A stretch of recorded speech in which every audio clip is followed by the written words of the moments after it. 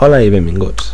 En aquest vídeo aprendrem a veure un document en vista prèvia, canviar l'orientació d'una pàgina Word i realitzar diverses còpies d'una mateixa impressió. Començarem explicant com veure un document en vista prèvia. Perquè l'exemple sigui més gràfic, hem agafat un document de 4 pàgines. Doncs bé, per veure-la en vista prèvia, el que farem serà Arxivo, obrirem tot el menú i buscarem Vista preliminar.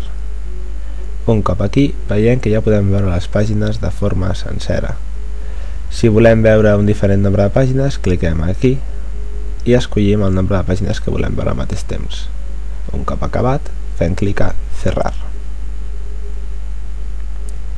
A continuació explicarem com canviar l'orientació d'una pàgina Word.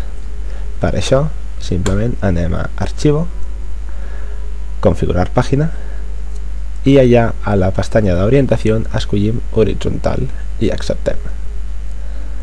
Ara anem a Vista preliminar per confirmar el canvi i com veiem realment el canvi s'ha donat. Finalment, explicarem com fer diverses còpies d'una mateixa impressió. Per això, l'únic que tenim que fer és anar a Arxivo, Imprimir, i a la pestanya em posa Número de còpies, indicar el nombre de còpies que volem, per exemple 32. Un cop hem escrit el nombre de còpies, simplement fem clic a Aceptar.